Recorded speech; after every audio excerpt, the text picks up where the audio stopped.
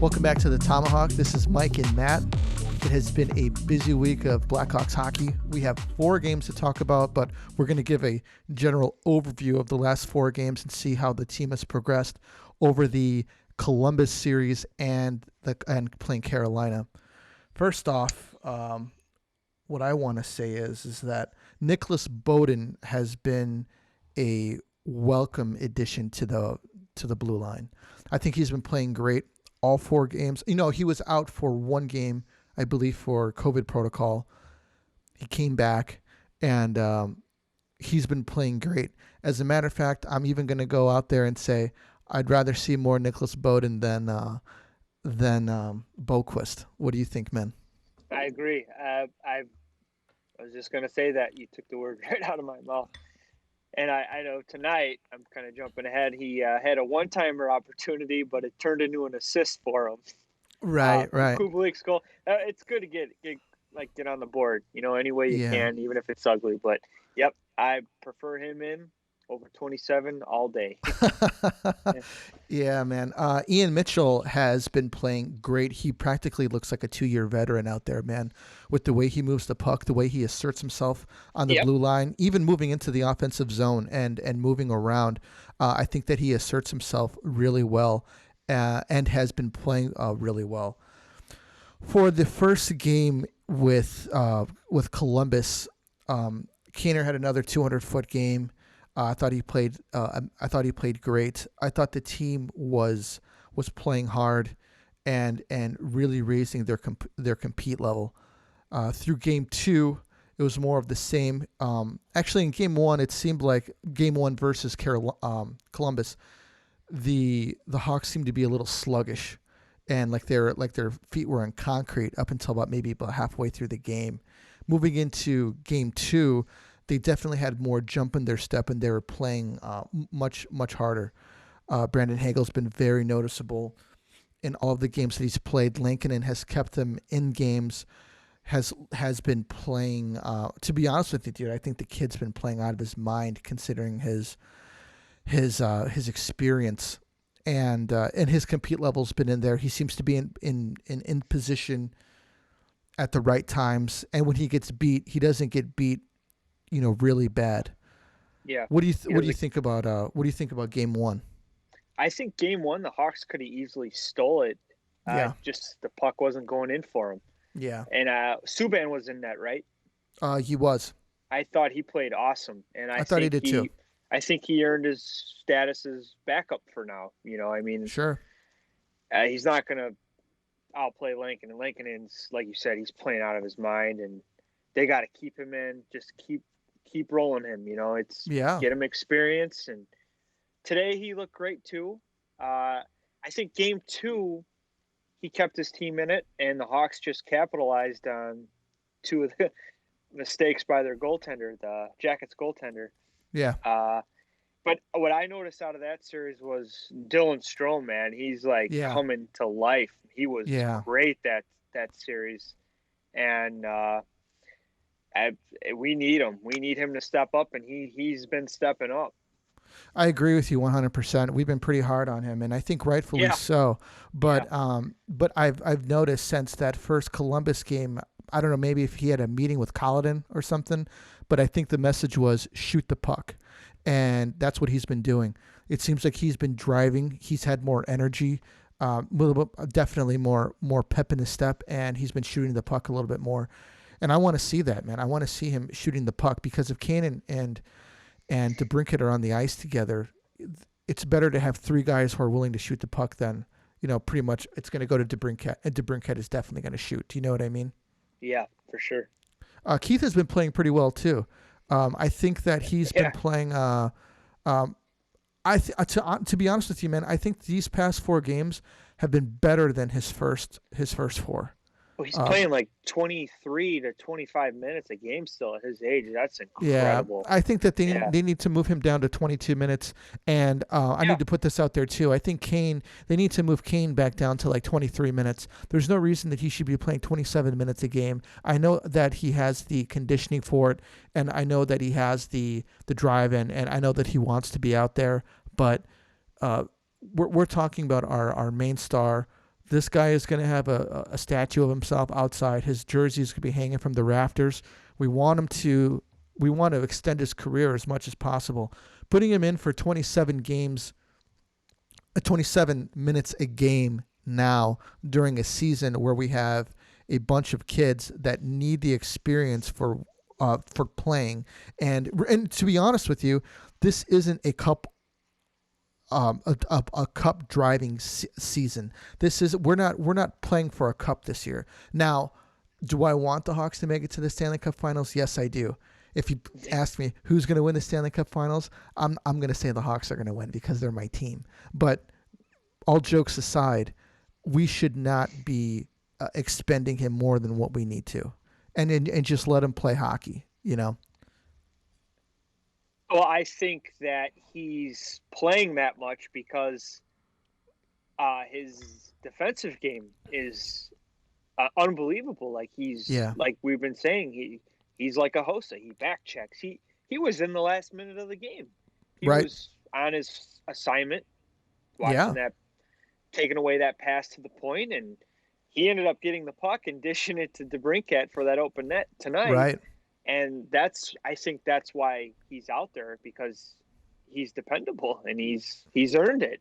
Can you believe that? Could you have imagined maybe like 10 years ago talking about we need to have Kane out in defensive situations? Sure, like he's earned it. Yeah, he's really evolved into a two-way player, and it's awesome to see because we know he's a freaking elite playmaking offensive guy, but to see him on the last minute of the game, you got your superstar out there, trying to win the game, trying to hold the lead, and it's awesome. He probably wants it. I think Kane would probably play 40 if he could. Yeah, I think he likes it too. It's really good to see him. He's capitalizing on these offensive opportunities that he's creating on the defensive side of the ice. And he's still's got his speed, man. That goal that he scored today, one-handed, was pretty impressive. That was, I think, I'm not sure. I think it was Slavin. Mm-hmm. It was. Kane beat him so bad. And I think what Slavin was trying to do was I'm going to bump my goalie and try to draw a penalty. Yeah. But Kane totally cut. And he would just... And that puck went in, and I'm so glad the refs went over it and called it a goal, because it was quick too. Yeah, that was a goal. Usually, sometimes you see that. Oh, I blew the whistle because I lost sight of it. Yeah, and that's like, come on, dude, really? And I'm glad that they went over it and said, no, man, their own guy kicked it in. That's a legit goal. Yeah, no kidding. And they lost. What was it? The last two games to shootout. Yeah, we lost. One to Columbus and one to Carolina. I thought we lost in a shootout. Yeah, we did. Okay, I thought that was the Nashville game, but we're making shootouts a lot, which I'm not a fan of. No, I think that if anything, they should add an extra 2 minutes to overtime.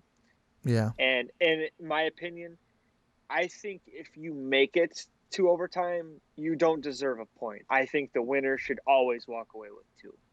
That's just me. I'm not. At first, I love the shootout just because I love seeing guys dangle and stuff. But I just don't. I don't know. The 3-on-3 play. It's exciting to me. It is. Like last night, I watched Pittsburgh and Philly. No, I'm sorry, Boston. Okay. And Pittsburgh made an amazing play in their defensive zone. They had a 3-on-0 against Rask, and it was Malkin, Crosby, and Letang. 3-on-0, and they screwed it up. And I think Boston ends up getting the puck, Marchand, and I forget who buried it. I think it was Craig Smith, the former Nashville Predator, and they won the game. The overtime back and forth play. And honestly, I thought the Hawks looked good in all the overtime games that they played. They were possessing the puck longer, and they won that first faceoff, which is huge. Right. And Kane would possess it with Keith, and they were just waiting for the right play just the right mistake on the other team, and they just couldn't capitalize, and they ended up losing in the shootouts. Right. But I just think maybe add an extra 2 minutes, and I think we'll see more overtime win games. That's just me, but those are I'm not exciting too. I do like the old school shootouts with Kane, where he was just like Jimmy Howard was getting beat bad, Backstrom was getting beat bad, and the goalies were probably just like, screw this, like Kane's coming down, 28 dekes, oh, I'm going this way, Kane's already that way, you know? Yeah. But this overtime play, 3-on-3, man, it's really exciting. Yeah, it is. I'm like on the edge of my seat. I'm like, oh man, this is crazy. Yeah, I don't think the players want to play any more than what they need to. Yeah. Well, the shootout too, I mean, it's fun when you win and you got, you know, superstars and stuff. Right. I think a lot of goalies are just on to Patrick Kane. Yeah. And the first game against the Hurricanes, he was so deep in that crease that all Reimer did was he had his glove in the right position. He didn't even like flash the glove to make the save. And I think Eddie Olczyk even said, Kaner, wow, you're too deep. You shot it right in the glove, you know. But yeah. And then we got other guys. It drives me crazy when guys shoot on a breakaway. Like, come on, you got time. Do something. Make the goalie move, and we got guys shooting. And it's like, come on. That's just I'm not a fan of the shootout. So okay, I like the shootout. I think it's entertaining, and I think that it's a good way to end the game, because we all know overtime games can go on forever. I'm not talking about a perpetual overtime, you know, the way they keep on adding time. But I think there's a point where it's like, okay, you had a certain amount of time to win. You guys couldn't do it. Let's do a shootout. Let's get this freaking over with so we can get out of here. Not a fan of the tie? No. Yeah, I know. No, especially hockey players, man, that I don't think that they should be regulated to ties. You know, out of respect for the effort that they give and in the game. Well, are you a fan of the point going to both teams if they make OT? I don't know if I like that. I think players would work twice as harder if they knew that, hey, let's get these two, you know, and let's get it for us and not give them, you know, well, they wouldn't have the point. But I think that you make it to OT, fight for the 2 points there. You got a better chance of scoring, 3-on-3, tons of open ice. You got your skilled guys out there doing their thing. I just think that would be better. I don't like the extra point, because it could come back and haunt you. Sure. Later in the year, and like we got 4 overtime losses, and I think that's probably the most in the league. I want to say I don't. It means they're on the cusp. We've had a lot of shootouts. We've had a lot of shootouts already. Yeah, that means we're in the games, but we're not closing them out in OT. And I know we had a ton of opportunities. Yeah, we did. I mean, we could have beat Florida.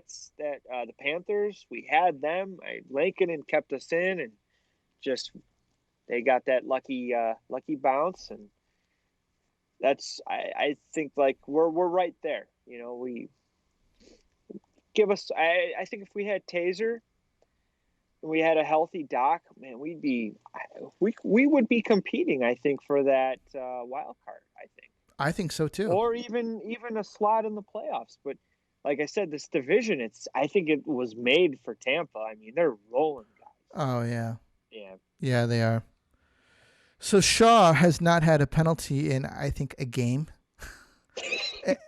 And he had a couple costly ones, but I'm not gonna I'm not gonna harp on that too much.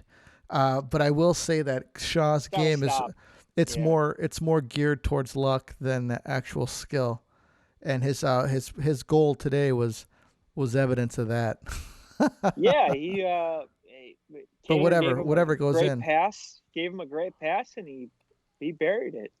Yeah. Well, it went to his skates. It bounced off his skates, and then he shot it again. Which went to he did the right thing. He went to the net. He looked for that open ice, and let's talk about that Hawk power play. What do we got? We got 11 power play goals in 10 games, I think. Yeah, I think they're on fire, man. We had 3 or 4 tonight, actually. I can't remember. Even through the freaking glory years we just went through, I don't remember a power play being that dominant. Yeah, it with wasn't. It was even a always more middle of the stacked pack. team. Yeah. Yeah, and I think that was the problem. They've had power play issues for years, and last year they had the usual suspects on the power play, Keith, Taves, Kaner. Who else was out there? Sod. DeBrincat, Sod. No, Yeah. Sod was on the second team. Unit 2. Yeah. Yeah, and they just could never score. And then when Unit 2 came out, they could. There was like some magic going on. A little bit of magic going. They could make it happen. And Keith, I don't think he should be on the power play, man. Me neither. Not anymore. Not No. anymore. He's not the same Keith. 2010 Keith was amazing. Yeah. 2013 Keith was amazing. I mean, but he's been pretty consistent up until I would say maybe about 2017. That he was. Oh, even 2018. I would say he was up until that point. That was the point when I wouldn't say he's regressing. I would say that age is probably starting to show a little bit on him, but he can't score to save his life anymore. And scoring isn't his game, but he is an offensive defenseman, and he's not creating offense on the power play. And if he can't create offense on the power play, and he's an offensive defenseman, then he shouldn't be on the power play. I agree. I think Keith, at this point of his career, he needs to worry about his own end. Yeah. And help these guys learn their own end before they start playing in the other team's end. Yeah. I think DeHaan tonight, I didn't think he had a great game. He was getting beat. And I think he got beat kind of like similar to Kaner, how he beat that Slavin to get his goal. DeHaan got beat bad, and Lankinen stopped the first shot, but that rebound was right there for that Stavestikov, the guy who does the cross-style goals. He actually tried it the first game. I don't know if you saw it. I did. Yeah, and it's scary. That guy, he's like a surgeon with that thing. He can once he's done it a couple times. Yeah, and Lankinen was looking for it too, so it shows that he's been studying. You could see Lankinen kind of push his body up against the post, and he was prepared. He was watching. He got up, man. I was like, man, that's a big dude. I don't know if you heard that Pat Foley was talking about his play in the bubble. He didn't play, but he was really like studying goalies and studying how shooters and how they shoot during the game and how guys prepare for a game and what he did in warmups. And I think he really, this kid he seems like not a rookie. He seems like a crafty veteran that, he just seems real solid and composed in there. His positioning is great. Like I said in the other podcast, his side to side, post to post, I call it his play. Was it the second period where what's that kid? The former Panther, Trocheck. He passed it over to Gardner. This guy was wide open, and Lankinen was already over there, ready before Gardner. She shot it. It hit him in the chest. That's just great positioning. I mean, most goalies, they'll go post to post. They're throwing the glove up in desperation. Lankinen was there square to the shot. I'm like, wow, that kid is fast. Yeah. It's great to see, and we thought it was going to be our biggest problem, and this kid he's going to be a star. I would like to say I actually called that too. I said at the end of the year, I said Lankinen would be our starting goalie, and it happened pretty quickly. Rewind the tapes. Let's see this. Yeah. No. Yeah. I think you said that they wanted him to play at the end of last year. That they were thinking about calling him up, and I think Colleton even said like he wanted him to get a couple games in last year before all this COVID crap started. Right. But I think Crow was our guy. And, yeah, he was. But can you imagine if he spent a year behind Crow? He would probably be even better than he is now, just by watching him, a two-time Stanley Cup winning goalie play in front of him. Yeah. He's or just great. watching him be carry himself, because he was Crow was pretty professional, He was, yeah. And but yeah, I mean, I definitely think that he could have benefited from it. I wanted to bring up Hagel. Hagel's been playing great, man. He's been really putting it out there. He's been using his speed, he's you can tell that he wants to stay up. He wants to play on the team. To be honest with you, all the young guys have been playing really well. Could you imagine if Doc was playing? Man, Doc with a year under his belt, and he had a couple games in the World Juniors.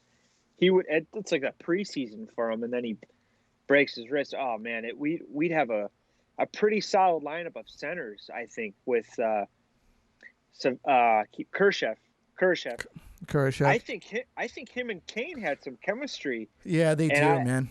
He's actually pretty good. He has good awareness with the puck. He wins a lot of puck battles, and he's smart on his board play. Yeah, and even he putting pressure on the Blue Jackets goalie. He turned the puck over and fed it right to Kane and buried it for the open net. Right. And this kid, he's good, and Suter is a good center. And if we think if even Taves was back, we have Taves, Strome. One of these guys would be an odd man out. Suter, and we just need to get healthy. Yeah, and we need to start winning some faceoffs because they couldn't win faceoffs to save their life today. Yeah, we've been struggling on draws. I don't think Strome's really good on draws. I think what does Colleton do in OT? Does he put that camp? He puts him out to start the game. He'll win the faceoff and skate right off to the bench. Yeah. And Kaner and Keith, I think they get probably if DeBrincat was healthy, he'd probably be in. Yeah. But I think they threw out. DeBrincat is playing. No, I'm saying during the time he was off. Oh, yeah. They would throw in, I forget who it was, but I think it was Kubalik or Strome, just to get the right guys out, puck possession guys on OT. Right. But we can't start it like that because they can't win a faceoff. Right. That opening faceoff in OT it's huge. You have to win it. Right. And they were doing it for a while. We couldn't finish it off. How do you feel about them going forward? 4-4-4. I think that they're on the right track. Who do we have next? Dallas. Yeah, Dallas. It seemed like they had a week off. They were the first team to get hit with the COVID bug. They've been coming out flying. They were scoring a lot of goals. I think that we're on the right track. I'm hoping we hear some good news on the Taves front. Hopefully, I doubt he'll get in this year, but it would be nice to hear something like what's going on with the guy. I heard a rumor that one of the writers said it's not as serious as everyone is thinking, which would be great news. Yeah. You don't want it to be a serious illness, but it'd be nice to get some good news on that.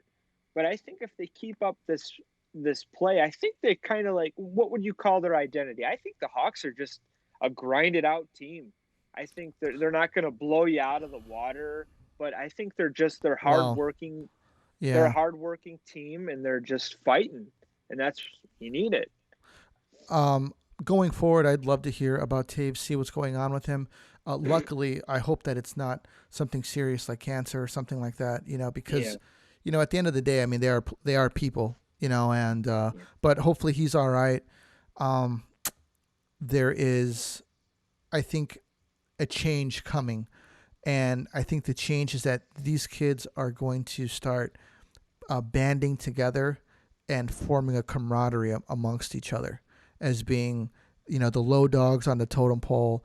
The Hawks aren't great anymore type of a thing, and it's going to turn into something different where these kids are going to be like, what, we can play in this league or we can play together. And I think they're going to be banding together.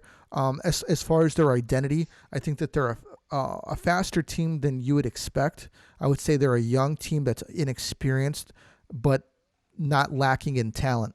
Like everybody else would say at the beginning, I was like, I'm looking at this team and I don't know anybody on it, Same here. Yeah. And after watching them play, it's I would like to say it's very easy to get behind this team and believe in them, because they're grinding, they're playing hard, they're down, they're not quitting. And I think that's really important. And I think the leaders on the team are doing a good job of bringing these kids up and showing them how to play and more importantly, showing them how to play to the end of the game, even though that you're losing. Yeah, we haven't been blown out since the Tampa series. Yeah, and we're talking about the defending Stanley Cup champions. And they're competing every night. So when you turn on the game, you're going to see effort, you're going to see hard work, and no quit. And the last 4 games, they've been 8. I guess you could even say the last 6 games with Nashville, Columbus, and then Carolina. We're either winning or we're right there, and we're getting a point. Even though losing I don't in overtime. Yeah, I mean they're competing, and we're going to see Dallas, which is, they were in the final last year. Let's see how we skate up against these guys. But yeah, I mean, if you think about it, I think the Hawks are. I think we're better than Columbus. I think we're better than we're not better than Carolina, maybe, but I think we're better than Nashville, Detroit, and I mean that's given us a chance. If we get on a little roll here, we could make a wild card spot. Yeah, I think, and that'd be a great experience for these kids. Yeah, and getting into the playoffs, man. That's huge. Lincoln's standing on his head, and he's keeping us in games. He's making saves that he's got to save, and if we keep getting this consistent goaltending, I think we got a chance to win every night. Yeah. And really exciting. He didn't play against Tampa. Right. Maybe he would. It'd be different. It could be different. I know Tampa's been smoking everybody. They just beat Detroit, I think 5-1 the other night. They're just. I mean, they're the champs, and sure.